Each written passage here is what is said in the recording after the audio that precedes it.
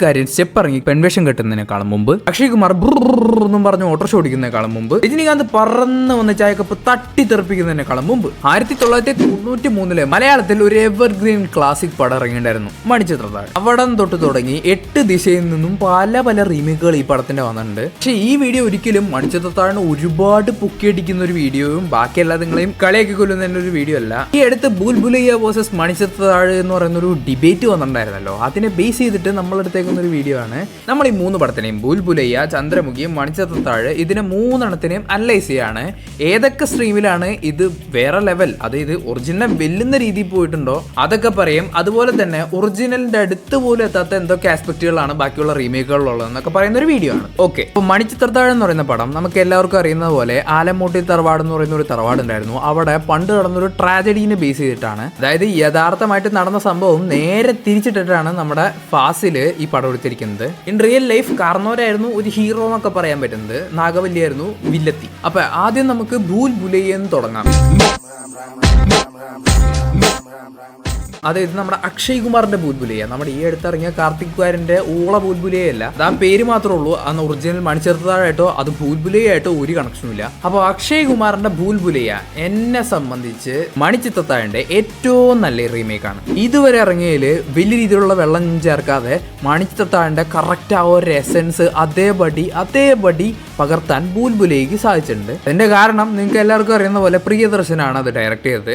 പ്രിയദർശൻ ഈ ഫാസില് മണിച്ചിത്രത്താഴ് എടുക്കുമ്പോൾ പുള്ളിക്കാരൻ്റെ അസോസിയേറ്റ് വരുന്നല്ലോ, അപ്പോൾ കഥയായിട്ട് കുറച്ചുകൂടി ബന്ധം പുള്ളിക്കുണ്ട്. പിന്നെ ഒരു പടം നമ്മൾ റീമേക്ക് ചെയ്യുമ്പോൾ ഒരു സാധനം അതേപടി തന്നെ ഇങ്ങോട്ട് കോപ്പി അടിച്ചിടാൻ പറ്റില്ല, കാരണം നമ്മുടെ ഓഡിയൻസിന് കണക്റ്റ് ആവില്ല. മണിച്ചിത്രത്താഴ് ഫുള്ളായിട്ട് മാറ്റി എഴുതിയില്ലെങ്കിലും ആ ഒരു എസൻസ് മാത്രം എടുത്തിട്ട് അവരുടെ ആ ഒരു കൾച്ചർ എന്താണ്, അവരുടെ ആ ഒരു ഹെമിസ്ഫിയറും ആ ചുറ്റുപാടും അവിടുത്തെ ആൾക്കാരൊക്കെ എങ്ങനെയാണെന്ന് പുള്ളി പഠിച്ചിട്ട് ഏകദേശം അതുപോലത്തെ ക്യാരക്ടേഴ്സിനെ ഉണ്ടാക്കി അവർക്ക് കണക്റ്റ് ആവുന്ന രീതിയിൽ ഒരുപാട് നല്ല കോമഡീസ് എഴുതി. അങ്ങനെ അങ്ങേര് അവിടെ ഒരു ബെഞ്ച് മാർക്ക് ഡയറക്ടറായി. റീമേക്ക് ആണെങ്കിലും ഹിന്ദി സിനിമകളിലെ ഏറ്റവും നല്ലൊരു ബെഞ്ച് മാർക്ക് ക്ലാസിക് പടമാണ് ബുൽബുലയ്യ. പിന്നെ അക്ഷയ് കുമാറിന്റെ പെർഫോമൻസ് എടുത്തു നോക്കുകയാണെങ്കിൽ വളരെ സട്ടിലായിട്ട് തന്നെ ചെയ്തിട്ടുണ്ട്. അതുവരെ ഉള്ള ഒരു സ്ഥിരം ഫോർമാറ്റിലായിരുന്നില്ല പുള്ളിയുടെ ആ ഒരു അഭിനയം. പുള്ളിയുടെ ആ ഒരു ഖിലാടിത്തരം ഒന്നും ഈ സ്ക്രിപ്റ്റിൽ അധികം പുള്ളി ഇട്ടിട്ടില്ല. പിന്നെ MG ശ്രീകുമാറും ശ്രേയ ഘോഷാലും ചേർന്ന് പാടിയ മേരെ ഡോൽനാസ് എന്ന് പറഞ്ഞ പാട്ടൊക്കെ നമുക്ക് വളരെ ഇഷ്ടപ്പെടും. പിന്നെ നമ്മുടെ ബുൽബുലയ്യയിലെ ഏറ്റവും പെർഫെക്റ്റ് കാസ്റ്റിംഗ് വിനീതാണ്. നമ്മുടെ ആക്ടർ വിനീതാണ് നമ്മുടെ ബുൽബുലയ്യയിലും ആയിക്കോട്ടെ ചന്ദ്രമുഖിയിലായിക്കോട്ടെ ഏറ്റവും പെർഫെക്റ്റ് ആയിട്ടുള്ള ഒരു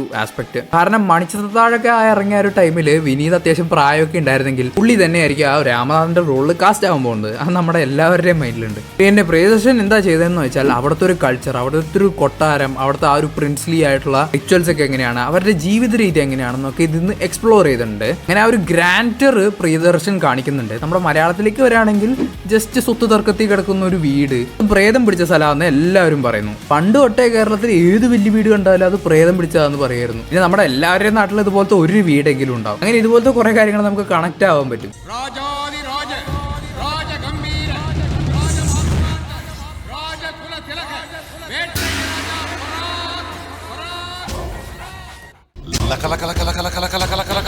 ഇനി നമ്മുടെ രജനീകാന്തിന്റെ ചന്ദ്രമുഖിയിലേക്ക് വരാണെങ്കിൽ 2002 ബാബ എന്ന് പറയുന്ന ഒരു പടം ഇറക്കി ഭൂലോക പൊട്ടല് പൊട്ടിച്ച് ഇനി ആക്ടിങ് വേണോ വേണ്ടയോ എന്നൊക്കെ വിചാരിച്ചിരിക്കുന്ന ടൈമിലാണ് ചന്ദ്രമുഖി പുള്ളിയുടെ കയ്യിലേക്ക് വരുന്നത്, രജനീകാന്തിന്റെ കയ്യിലേക്ക്. അപ്പൊ രജനീകാന്ത് ഇനി വരില്ല, തൊലഞ്ചു പോയി എന്നൊക്കെ വിചാരിച്ചിരിക്കുന്നതിന്റെ സമയത്താണ് 2005 അതായത് കറക്റ്റ് 3 വർഷം കഴിഞ്ഞിട്ട് ചന്ദ്രമുഖി എന്ന് പറയുന്ന ഒരു ബ്ലോക്ക് ബസ്റ്റർ ഹിറ്റ് പുള്ളി കൊടുക്കുന്നത്. അതായത് രജനീകാന്ത് എന്ന് പറയുന്ന സ്റ്റാറിന് ആ ഒരു പടത്തിന്റെ ആവശ്യം ഉണ്ടായിരുന്നു. തമിഴ്നാട്ടിൽ ഏകദേശം 1 കൊല്ലത്തിനടുത്ത് വരെ ആ പടം ഓടി. ചന്ദ്രമുഖിയും നമ്മുടെ മണിച്ചിത്രത്താഴും അതേപോലെ തന്നെ ബുൽബുലയ്യ ആയിട്ടുള്ള വ്യത്യാസങ്ങൾ നമുക്ക് നോക്കാം. ഏറ്റവും ആദ്യം നമ്മുടെ ഹീറോയിന്റെ എൻട്രിയാണ്. നമ്മുടെ മണിച്ചിത്രത്താഴില് മോഹൻലാൽ വരുന്നത് ഏകദേശം ഇന്റർവെല്ലിന് തൊട്ടു മുമ്പാണ്. പുള്ളി വന്നിട്ട് മറ്റേ ബാഗൊക്കെ കത്തിച്ച് കഴിഞ്ഞിട്ട് അപ്പൊ തന്നെ ഇന്റർവെല്ലാണ്. നമ്മുടെ ബുൽബുലയ്യയില് ഏകദേശം 1 മണിക്കൂറൊക്കെ കഴിഞ്ഞിട്ടാണ്, ഒരുപാട് ഇവന്റ്സ് നടന്നു കഴിഞ്ഞിട്ടാണ് അക്ഷയ് കുമാർ വരുന്നത്. പിന്നെ കുറെ സീനുകളൊക്കെ കഴിഞ്ഞിട്ട് ഇന്റർവെല്ലാണ്. പക്ഷേ നമ്മുടെ ചന്ദ്രമുഖിയില് ആദ്യം തന്നെ ഒരു 10-15 മിനിറ്റ് കഴിയുമ്പോൾ തന്നെ നമ്മുടെ രജനീകാന്ത് വരും. കാരണം രജനീകാന്തിനൊക്കെ കാസ്റ്റ് ചെയ്യുമ്പോൾ അത്രയും വലിയൊരു സ്റ്റാറാണ്. വെറുതെ 1/2 മണിക്കൂറോ 1 മണിക്കൂറോ കഴിഞ്ഞിട്ട് പുള്ളിയെ കൊണ്ടുവരാൻ പറ്റില്ല. ചിലപ്പോൾ ആൾക്കാർ പ്രാന്തടുത്ത് തിയേറ്റർ വരെ കത്തിച്ചു. പൊട്ടിച്ചളി. പിന്നെ മണിച്ചിത്രത്താഴ് ആയിക്കോട്ടെ, അക്ഷയ് കുമാറിന്റെ ഭൂൽഭുലൈ ആയിക്കോട്ടെ, പുള്ളി വന്നതിന് ശേഷം, അതായത് ഡോക്ടർ സണ്ണി എന്ന് പറയുന്ന ആ 2 വേർഷനിലുള്ള ഒരു ക്യാരക്ടറിന്റെ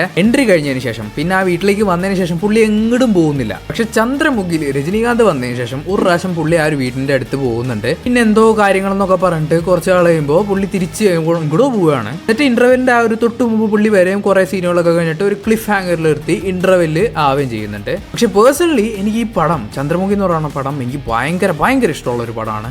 രജനീകാന്തിന്റെ ദേവുട എന്ന് പറയുന്ന പാട്ടൊക്കെ കാണാൻ വേണ്ടി എല്ലാ ദിവസവും രാവിലെ സൺ ടിവിയുടെ ഒക്കെ മുമ്പിലിരുന്നുണ്ട്. പിന്നെ എനിക്ക് ഏറ്റവും ഇഷ്ടപ്പെട്ടത് അത് സ്ക്രീൻ പ്ലേയിൽ എനിക്ക് ഭയങ്കരമായിട്ട് ഇഷ്ടപ്പെട്ട സംഭവം എന്താണെന്ന് വെച്ചാൽ പി വാസു ഇവിടെ ഒരു വില്ലനെ മാത്രമല്ല കൊടുത്തിരിക്കുന്നത്. ബാക്കി എല്ലാ പടങ്ങളും എടുത്തു നോക്കുകയാണെങ്കിൽ ജസ്റ്റ് ഒരു പ്രേതം എന്ന് പറയാൻ പറ്റില്ല, ആ ഒരു മൈൻഡിൽ ആ ഒരു പ്രശ്നമാണ് ഒരു വില്ലൻ എന്നുള്ള രീതിയിൽ പറയുന്നത്. പക്ഷെ ഇവിടെ അത് മാത്രമല്ല വില്ലൻ, നമ്മുടെ ഷീലയുടെ ഒരു ക്യാരക്ടർ ഉണ്ട്, പ്രഭുവിന്റെ ക്യാരക്ടറിന്റെ ആ ഒരു കുടുംബത്തിൽ തന്നെ ഒരുപാട് പ്രശ്നങ്ങൾ വരുന്നുണ്ട്. സോനു സൂദിന്റെ വില്ലൻ ഉണ്ട്. ഈ ഒന്നിൽ കൂടുതൽ വില്ലന്മാരാകുമ്പോൾ നമുക്ക് ഭയങ്കര ഇൻട്രസ്റ്റ് ആണല്ലോ കണ്ടിരിക്കാൻ. ഇപ്പൊ ചന്ദ്രമുഖിയിൽ മറ്റേ കാവിൽ കഥകളി കാണാൻ പോകുമ്പോൾ അതിന്റെ ഇടയിൽ ജസ്റ്റ് വളരെ സെറ്റിൽ ആയിട്ട് ചുമ്മാ തിരിഞ്ഞു നോക്കുമ്പോൾ ഗംഗേനെ അവിടെ കാണാൻ പറ്റില്ല. പെട്ടെന്ന് ഭയങ്കര ചെണ്ടയുടെ ബാക്ക്ഗ്രൗണ്ട് മ്യൂസിക്കിൽ ഇവർ ഓടിപ്പിടിച്ച് ഗംഗേനൊക്കെ നോക്കി അങ്ങനത്തെ ഒരു സീനാണുള്ളത്. ഇത് ഇവിടേക്ക് കൊണ്ടുവരുമ്പോൾ അത്യാവശ്യം ഗ്രാൻഡ് ആക്കുന്നുണ്ട്. അണ്ണനോടെ പാട്ട് എന്ന് പറയുന്ന 2 പേരുള്ള നമ്മുടെ പ്രഭുവും രജനീകാന്ത് ഒരുമിച്ച് ഡാൻസ് കളിച്ച് കിഡിലിനാക്കി ഒരു പാട്ടൊക്കെ വെച്ചിട്ട് അതിന്റെ ബാക്ക്ഗ്രൗണ്ടിലാണ് ഗംഗേനെ കാണാതാവുന്നത്. ആദ്യം നമ്മൾ സോനു സൂദിന്റെ പരിപാടിയാണ് ഇതെന്നൊക്കെ വിചാരിച്ച് സോനു സൂദും രജനീകാന്തും തമ്മിലുള്ള ഒരു കിഡിലും ഫൈറ്റ് ഒക്കെ ഉണ്ട്. എനിക്ക് ഭയങ്കര ഇഷ്ടമായിരുന്നു ഈ പോർഷൻസ് ഒക്കെ ചെറുപ്പത്തേക്ക് കാണാൻ. പിന്നെ ഒരു മെയിൻ സംഭവം മാറ്റിയത് എന്താന്ന് വെച്ചാൽ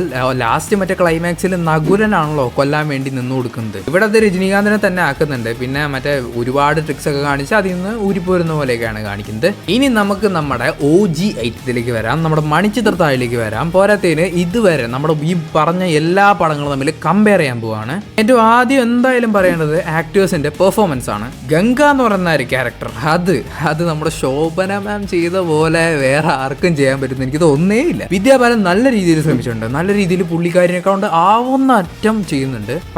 പക്ഷേ ജ്യോതികയുടെ പെർഫോമൻസ് വളരെ മോശമായിട്ടാണ് എനിക്ക് തോന്നിയത്. പക്ഷെ ചെറുപ്പത്തിലൊക്കെ അത് കാണുമ്പോൾ എനിക്ക് ആരാന്ന് പറഞ്ഞാൽ ആ പാട്ട് തന്നെ ഒരു മെന്റൽ ട്രോമയായിരുന്നു. ആ 2 കണ്ണ് കാണുമ്പോൾ തന്നെ ഞാൻ കണ്ണു കുത്തി പിടിക്കുമായിരുന്നു. പക്ഷെ അന്ന് ഞാൻ ചെറിയ കുട്ടിയായിരുന്നല്ലോ.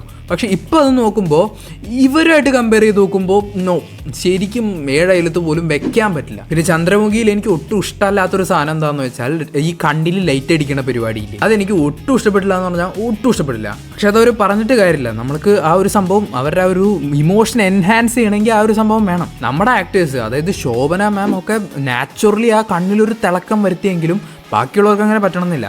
പക്ഷേ എനിക്ക് ഒട്ടും ഇഷ്ടപ്പെടായിരുന്നത് ജ്യോതികയുടെ കണ്ണിൽ ലൈറ്റ് അടിച്ചോ. പക്ഷെ എന്തിനാണ് രജനീകാന്തിന്റെ കണ്ണിൽ ലൈറ്റ് അടിച്ചതെന്ന് എനിക്ക് ഇപ്പോഴും മനസ്സിലായിട്ടില്ല. പുള്ളി അത്യാവശ്യം നല്ലൊരു ആക്ടറാണ്. 72 വയസ്സായ അങ്ങേർക്ക് ഈ ഒരു പ്രായത്തിൽ അങ്ങേര് ചുമ്മാ സ്ക്രീനിൽ വന്ന് നിന്നാൽ തന്നെ അയാളുടെ ഒരു എനർജി നമുക്ക് ഫീൽ ചെയ്യും. അപ്പോഴാണ് അങ്ങേരുടെ പ്രൈം ടൈമിൽ കൊണ്ടുപോയി കണ്ണിൽ ലൈറ്റ് അടിച്ചേക്കും. പിന്നെ മ്യൂസിക് സൈഡ് എടുത്തു നോക്കിയാൽ ഈ 3 വേർഷനിലും കിടിലും ഒന്നിനൊന്ന് മെച്ച മ്യൂസിക്കുകളാണ്. പിന്നെ പലയിടത്തും പറയാതെ അണ്ടർ റേറ്റഡ് ആയി പോകുന്നത് സുരേഷ് ഗോപിയുടെ പെർഫോമൻസ് ആണ്. മണിച്ചിത്രത്താഴില് ഗംഗ നാഗവല്ലിയായിട്ട് ട്രാൻസ്ഫോം ചെയ്യുന്ന ആ ഒരു മൊമെന്റില് പുള്ളി കൊടുക്കുന്ന ചില റിയാക്ഷൻസ് ഉണ്ട്. അത് വേറെ ഒരു വേർഷനിൽ ഒരു മനുഷ്യനും അങ്ങനെ ചെയ്യുന്നത് ഞാൻ കണ്ടിട്ടില്ല. പ്രഭു വളരെ നല്ലൊരു ആക്ടറാണ്. പക്ഷെ ഗംഗ നാഗവല്ലിയാണെന്ന് അറിയുമ്പോൾ ആ ഒരു മൊമെന്റിൽ ജസ്റ്റ് ഒരു നെട്ടല് മാത്രമേ ആ മുഖത്ത് ഉണ്ടാവുന്നുള്ളൂ. പക്ഷെ ഇങ്ങോട്ട് വന്നാൽ സുരേഷ് ഗോപിയുടെ മുഖം എടുത്ത് നോക്കിയാൽ വളരെ മിക്സ്ഡ് ആയിട്ടുള്ള റിയാക്ഷൻസ് ആണ്. ഒരു ഞെട്ടലുണ്ട്, ഒരു സങ്കടമുണ്ട്, എന്താ ചെയ്യാന്നുള്ളൊരു അവസ്ഥയുണ്ട്, എല്ലാ മുഖത്തും വരുന്നുണ്ട്. അപ്പൊ ചുരുക്കത്തിൽ പറയുകയാണെങ്കിൽ മണിച്ചിത്രത്താഴിനോട് ഏകദേശം സിമിലർ ആയിട്ടുള്ള അതുപോലെ അത്യാവശ്യം കുഴപ്പമില്ലാത്തൊരു കറക്റ്റ് റീമേക്കാണ് Bhool Bhulaiyaa. Chandramukhi as a remake നോക്കുകയാണെങ്കിൽ അത്ര വലിയ സംഭവമല്ല. പക്ഷെ ആസ് എ രജനി പടം നോക്കുകയാണെങ്കിൽ വേറെ ലെവൽ സാധനമാണ്.